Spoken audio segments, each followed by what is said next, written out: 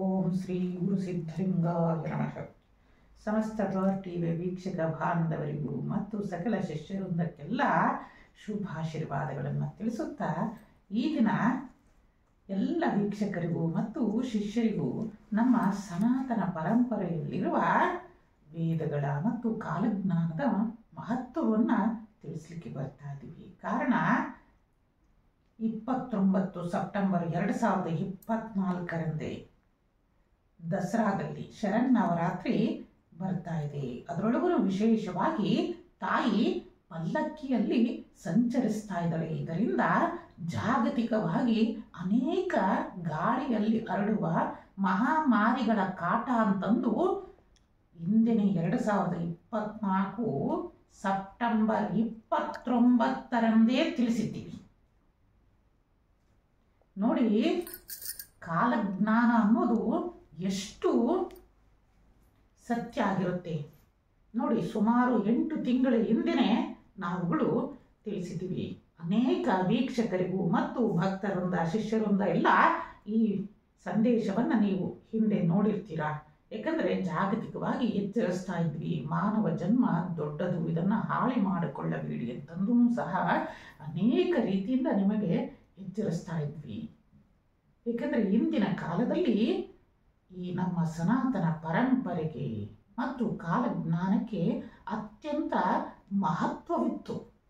ನಾನು ಹಿಂದಿನಿಂದನೂ ಹೇಳ್ತಾ ಬರ್ತಾ ಇದ್ದೀವಿ. ನೋಡಿ, ಅನೇಕ ದೊಡ್ಡ ದೊಡ್ಡ ಸಾಮ್ರಾಜ್ಯವನ್ನು ಕಟ್ಟಿ ಸಾಮ್ರಾಟರು ಆಳ್ವಿಕೆಯನ್ನು ಮಾಡ್ತಾ ಇದ್ರು. ಇದೆಲ್ಲ ಕಾರಣ ಏನು ಅಂತಂದರೆ, ಇದೆಲ್ಲದಕ್ಕೂ ಅವರ ಬಳಿನಲ್ಲಿದ್ದ ರಾಜಗಳು ಗುರುಗಳ ಬಳಿಯಲ್ಲಿರುವ ಅನೇಕ ಈ ಸನಾತನ ಪರಂಪರೆಯ ಮಹತ್ವವನ್ನು ತಿಳಿದು ಅಂತಹ ರಾಜರುಗಳೆಲ್ಲ ಅದನ್ನು ಅನುಸರಿಸ್ತಾ ಇದ್ರು ಮತ್ತು ಅದರಿಂದ ತಮ್ಮ ಪ್ರಜೆಗಳ ಒಳಿತಿಗಾಗಿ ಆ ಶಕ್ತಿಯನ್ನು ಉಪಯೋಗವನ್ನು ಮಾಡಿ ಇಂದು ನಾವು ನೀವೆಲ್ಲರೂ ಸಹ ಇತಿಹಾಸದಲ್ಲಿ ನೋಡ್ತಾ ಇದ್ದೀವಿ. ತಾವುಗಳು ತಮ್ಮೆಲ್ಲರಿಗೂ ಹರಕೆ ಹೊಡ್ತೀನಿ, ಎಷ್ಟೋ ಸಾಮ್ರಾಜ್ಯಗಳನ್ನು ನೋಡ್ತಾ ಬನ್ನಿ. ಇನ್ನು ನಮ್ಮ ಪಕ್ಕದಲ್ಲೇ ಇರುವ ವಿಜಯನಗರ ಸಾಮ್ರಾಜ್ಯ ಇರಲಿ, ಇನ್ನು ನಮ್ಮ ಪಕ್ಕದಲ್ಲೇ ಇರುವ ನಾವು ನೀವೆಲ್ಲರೂ ಮರೆತು ಹೋಗ್ಬಿಟ್ಟಿದ್ವಿ. ಆದರೆ ಮತ್ತೆ ಅವರದ್ದು ಹೆಸರು ಮತ್ತೆ ಪುನರುತ್ಥಾನ ಆಗಬೇಕು. ಮಯೂರ ಚಕ್ರವರ್ತಿ ಬನವಾಸಿಯನ್ನು ರಾಜ್ಯವನ್ನಾಗಿ ಮಾಡಿಕೊಂಡು ರಾಜನನ್ನಾಗಿ ಮಾಡಿಕೊಂಡು ಅನೇಕ ನಮ್ಮ ಸನಾತನ ಪರಂಪರೆಯಲ್ಲಿ ನಿಗೂಢವಾಗಿ ಅನೇಕ ದೇವಾಲಯಗಳನ್ನು ಸ್ಥಾಪನೆಯನ್ನು ಮಾಡಿ ಆ ದೇವಾಲಯಗಳಿಂದ ಹೊರಹೊಮ್ಮುವ ಅನೇಕ ಪಾಸಿಟಿವ್ ಎನರ್ಜಿಯಿಂದ ತನ್ನ ಎಲ್ಲ ಸಮಾಜಕ್ಕೂ ಒಳ್ಳೆಯದಾಗುವಂತಹ ಇಂತಹ ಅನೇಕ ಇತಿಹಾಸವನ್ನು ಸೃಷ್ಟಿ ಮಾಡುವಂತಹ ಅನೇಕ ರಾಜ ಪರಂಪರೆಗಳು ಇದ್ದಾವೆ ಮತ್ತು ಹಿಂದೆನೂ ಇತ್ತು ಮತ್ತೆ ಮುಂದೆನೂ ಸಹ ಇದ್ದಾವೆ. ಇಂತಹ ಎಷ್ಟೋ ಇತಿಹಾಸದಲ್ಲಿ ನೀವುಗಳೆಲ್ಲ ಓದಿರ್ತೀರ. ಇನ್ನು ಹೆಚ್ಚಿನದಾಗಿ ನಾವು ಹೆಮ್ಮೆಯಿಂದ ಹೇಳ್ಕೊಳ್ಬೇಕು ಅಂತಂದರೆ ಶಿವಾಜಿ ಮಹಾರಾಜರನ್ನು ನೋಡಿ. ಏಕೆಂದರೆ ಶಿವಾಜಿ ಮಹಾರಾಜರು ಪ್ರತಿಯೊಂದನ್ನು ಸಹ ಅವರ ಗುರುಗಳಾದ ಸಮರ್ಥ ರಾಮದಾಸರ ಆಜ್ಞೆಯಂತೆ ನಡೆದು ಹಿಂದವಿ ಸಾಮ್ರಾಜ್ಯವನ್ನು ಕಟ್ಟಿದರು ಮತ್ತು ಅನೇಕ ಉತ್ತರ ಭಾರತದಲ್ಲಿರಲಿ ನಮ್ಮ ದಕ್ಷಿಣ ಭಾರತದಲ್ಲಿರಲಿ ಅನೇಕ ಇಂತಹ ಸಾಮ್ರಾಜ್ಯಗಳನ್ನು ಕಟ್ಟಿ ಹೆಮ್ಮೆಯಿಂದ ಬದುಕಿ ಇಡೀ ನಮ್ಮ ಭಾರತವನ್ನು ವಿಶ್ವಗುರು ಭಾರತ ಅಂತಂದೇಳಿ ಆ ದಿನನೇ ಮಾಡಿದರು. ಆದರೆ ಇಂದು ನಾವು ಆಧುನಿಕ ಯುಗದಲ್ಲಿದ್ದೀವಿ ಅಂತಂದು ನಾವು ಹೇಳ್ತಾ ಇದ್ದೀವಿ. ಅನೇಕ ಶಿಕ್ಷಣ ಕ್ರಾಂತಿಯನ್ನು ಮಾಡ್ತಾ ಇದ್ದೀವಿ ಅಂತಂದು ಹೇಳ್ತಾ ಇದ್ದೀವಿ. ಆದರೆ ಎಂತಹ ಶಿಕ್ಷಣ ನಮ್ಮ ಈಗಿನ ಯುವ ಜನತೆಗೆ ದೊರಕ್ತಾ ಇದೆ ಅಂತಂದು ತಾವೆಲ್ಲ ಪಾಲಕರಿರಲಿ ಪ್ರತಿಯೊಬ್ಬರೂ ಸಹ ಎಚ್ಚೆತ್ತುಕೊಳ್ಳಬೇಕು. ನೋಡಿ, ಆ ನಮ್ಮ ಸನಾತನ ಪರಂಪರೆಯ ಶಿಕ್ಷಣದಿಂದ ಅವರು ಮುಂದಿನ ಆಗು ಹೋಗುಗಳಿರಲಿ ಮತ್ತು ತಮ್ಮ ವ್ಯಕ್ತಿತ್ವವನ್ನು ರೂಪಿಸಿಕೊಳ್ಳಲಿಕ್ಕೆ ಆದರ್ಶ ವ್ಯಕ್ತಿಗಳಾಗ್ತಾ ಇದ್ರು ಹಿಂದೆ ಎಲ್ಲ.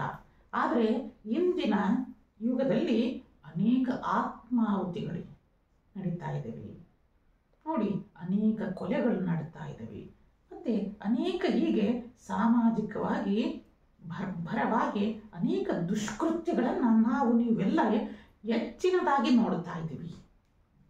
ಹಿಂದಿನದ್ದನ್ನು ನೀವುಗಳೇ ಪರಿಷ್ಕಾರವನ್ನು ಮಾಡಿ 1990ರ ಹಿಂದೆ, 80ರ ಹಿಂದೆ, 70ರ ಹಿಂದೆ ಕೇಳಿ. ನಿಮ್ಮ ಪಾಲಕರನ್ನು, ನಿಮ್ಮ ತಂದೆ ತಾಯಿಗಳನ್ನು ಕೇಳಿ, ನಿಮ್ಮ ಅಜ್ಜ ಅಜ್ಜಿಯರನ್ನು ಕೇಳಿ, ನಿಮಗೆ ಗೊತ್ತಾಗುತ್ತೆ ಆಗ ಎಷ್ಟು ಆನಂದದಿಂದ ಆ ಸಮಾಜ ಇತ್ತು. ಈಗ ನಾವು ಯಾವ ದಿಸೆಯಲ್ಲಿ ನಾವು ಹೋಗ್ತಾ ಇದ್ದೀವಿ. ಆದ್ದರಿಂದ ನಾನು ಒಂದು ಕಳಕಳಿಯನ್ನು ಸಮಸ್ತ ವೀಕ್ಷಕರನಲ್ಲಿ ಮತ್ತು ಶಿಷ್ಯರನಲ್ಲಿ ಹೇಳ್ತಾ ಇದ್ದೀವಿ. ಶಿಕ್ಷಣದ ಜೊತೆಯಲ್ಲಿ ಮತ್ತೆ ನಮ್ಮ ಸನಾತನ ಪರಂಪರೆಯ ಶಿಕ್ಷಣವನ್ನು ಸಹ ನೀಡುವುದರಿಂದ. ಯಾಕೆ ಇದನ್ನು ಹೇಳ್ತಾ ಇದ್ದೀನಿ ಅಂತಂದರೆ, ನೀವುಗಳೆಲ್ಲ ವೈಜ್ಞಾನಿಕ, ಯಾಕಂದರೆ ಕಾಲಜ್ಞಾನ ಅನ್ನೋದು ಅದು ತುಂಬ ವೈಜ್ಞಾನಿಕವಾದದ್ದು. ಜ್ಯೋತಿಷ್ಯ ಒಂದು ವೈಜ್ಞಾನಿಕ, ಆದರೆ ಅದಕ್ಕೆ ಅಧ್ಯಯನದ ಸಾಮರ್ಥ್ಯ ಬೇಕು.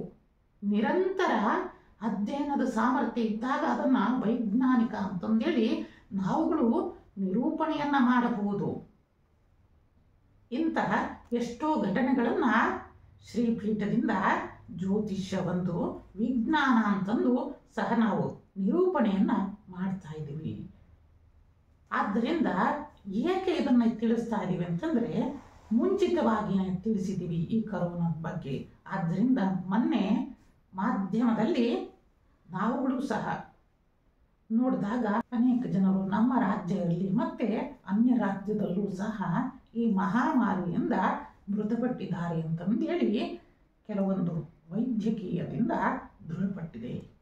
ಆದ್ದರಿಂದ ನಾವುಗಳು ಏನಪ್ಪ ಮಾಡಬೇಕು ಅಂತಂದರೆ, ಸರ್ಕಾರ ತಿಳಿಸುವ ಮಾರ್ಗಸೂಚಿಗಳನ್ನು ನಾವುಗಳು ಅನುಸರಿಸೋಣ, ಸಾಮಾಜಿಕವಾಗಿ ಅಂತರವನ್ನು ಕಾಯ್ದುಕೊಳ್ಳೋಣ ಮತ್ತು ಶುಚಿರ್ಭೂತರಾಗಿ ಇರಬೇಕು ಅಂತಂದು ಸನಾತನ ಪರಂಪರೆಯಲ್ಲಿ ತಿಳಿಸ್ತಾ ಇದೆ. ನಾವು ಶುಚಿಯಿಂದ ಇರಬೇಕು ಮತ್ತು ಸಮಾಜವನ್ನು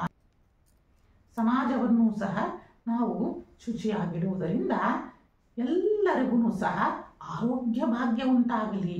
ಯಾಕಂದರೆ ನಮ್ಮ ಭವ್ಯ ಭಾರತಕ್ಕೆ ಮತ್ತು ಎಲ್ಲರಿಗೂ ಏನು ಅವಶ್ಯಕತೆ ಇದೆ ಅಂತಂದರೆ, ಇವತ್ತಿನ ದಿನ ಆ ಆರೋಗ್ಯ ಮಹಾಲಕ್ಷ್ಮಿಯ ಅನುಗ್ರಹ ಬೇಕು ಪ್ರತಿಯೊಬ್ಬರಿಗೂ ಸಹ. ಆದ್ದರಿಂದ ಆ ಆರೋಗ್ಯ ಮಹಾಲಕ್ಷ್ಮಿ ಪ್ರತಿಯೊಬ್ಬರಿಗೂ ಅನುಗ್ರಹವನ್ನು ಮಾಡಬೇಕು ಅಂತಂದರೆ ನಾವುಗಳು ಶುಚಿಯಾಗಿರಬೇಕು. ಆದಷ್ಟು ಸಾಮಾಜಿಕ ಅಂತರವನ್ನು ಕಾಯ್ದುಕೊಳ್ಳೋಣ. ಇದಕ್ಕಿಂತ ಹೆಚ್ಚಾಗಿ ನಾವು ಹಿಂದಿನಿಂದಲೂ ಸಹ ತಿಳಿಸ್ತಾ ಬರ್ತಾ ಇದ್ದೀವಿ, ನಾವುಗಳೆಲ್ಲರೂ ಸೇರಿ ಪರಿಸರವನ್ನು ಉಳಿಸೋಣ, ಪರಿಸರವನ್ನು ಸಂರಕ್ಷಣೆಯನ್ನು ಮಾಡೋಣ. ಸಾಧ್ಯವಾದಷ್ಟುಗಳು ಮರ ಗಿಡಗಳನ್ನು ಬೆಳೆಸೋಣ, ಪ್ರಕೃತಿಯನ್ನು ಪೂಜಿಸೋಣ ಮತ್ತು ರಕ್ಷಿಸೋಣ ಮತ್ತು ಪ್ರಕೃತಿಯನ್ನು ಪ್ರೀತಿಸೋಣ.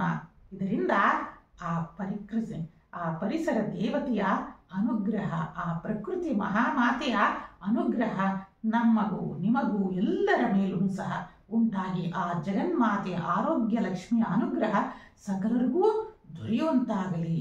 ಆದಷ್ಟು ನೀವೆಲ್ಲರೂ ಸೇರಿ ಮತ್ತೊಮ್ಮೆ ಈ ಸನಾತನ ಧರ್ಮವನ್ನು ಉತ್ತುಂಗಕ್ಕೆ ಏರಿಸಲು ನೀವುಗಳು ಮತ್ತು ನಿಮ್ಮ ಮನೆಯಲ್ಲಿರುವ ಪ್ರತಿಯೊಬ್ಬರೂ ಸಹ ಸನಾತನ ಧರ್ಮದ ಬಗ್ಗೆ ಜ್ಞಾನವನ್ನು ನೀಡುವಂತಾಗಿ ನಿಮ್ಮ ಯುವ ಪೀಳಿಗೆಗೆ ಮತ್ತು ಅಂತಹ ಶಿಕ್ಷಣವನ್ನು ನೀಡಿ ನಮ್ಮ ಭವ್ಯ ಭಾರತವನ್ನು ಕಟ್ಟೋಣ ಮತ್ತು ವಿಶ್ವಗುರು ಭಾರತವನ್ನಾಗಿ ಮಾಡೋಣ ಅಂತಂದೇಳಿ ಮತ್ತೊಮ್ಮೆ ನಿಮ್ಮೆಲ್ಲರಿಗೂ ಸಹ ತಿಳಿಸುತ್ತಾ, ಆದಷ್ಟು ನಾವುಗಳು ಸಹ ಈ ಮಹಾಮಾರಿಯಿಂದ ರಕ್ಷಣೆ ಉಂಟಾಗಲು ಅನೇಕ ರೀತಿಯಿಂದ ಸರ್ಕಾರವು ನೀಡುವ ಮಾರ್ಗದ ಸೂಚಿಗಳನ್ನು ಅನುಸರಿಸಿ ಅತ್ಯಂತ ಕಠಿಣವಾಗಿ ನಾವುಗಳು ಆ ನಿಯಮಗಳನ್ನು ಪಾಲಿಸ್ತಾ ಬರಬೇಕು. ಏಕೆಂದರೆ ಸರ್ಕಾರ ತಿಳಿಸ್ತದೆ, ಅದನ್ನು ನಾವುಗಳು ಸಹ ಪರಿಪಾಲನೆ ಮಾಡಿದಾಗಲ್ವಾ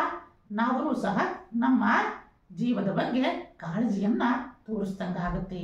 ಮತ್ತೆ ಇತರರಿಗೂ ಸಹ ಇದನ್ನು ತಿಳಿಸಿ ಪ್ರತಿಯೊಬ್ಬರನ್ನೂ ಸಹ ಈ ಮಹಾಮಾರಿಯಿಂದ ರಕ್ಷಣೆಯನ್ನು ಮಾಡೋಣ ಅಂತಂದು ನಿಮ್ಮೆಲ್ಲರಿಗೂ ಶುಭ ಉಂಟಾಗಲಿ ಅಂತಂದೇಳಿ ಕೇಳ್ತಾ, ಪರಮದಯಾಳು ಶ್ರೀ ಸಿದ್ಧಲಿಂಗೇಶ್ವರರು ಜಗನ್ಮಾತೆಯಾದ ಇಷ್ಟಕಾಮೇಶ್ವರಿಯು ಸಕಲ ಸದ್ಭಕ್ತರಿಗೆಲ್ಲ ಸಕಲ ಸನ್ಮಂಗಳವನ್ನು ದಯಪಾಲಿಸಲಿ, ನಿಮ್ಮೆಲ್ಲರ ಅಭಿಷ್ಟಗಳು ಸಿದ್ಧಿಯಾಗಲಿ ಅಂತಂದೇಳಿ ನಿಮ್ಮೆಲ್ಲರಿಗೂ ಸಹ ಶುಭಾಶೀರ್ವಾದವನ್ನು ತಿಳಿಸುತ್ತಾ ಓಂ ನಮಃ ಶಿವಾಯ.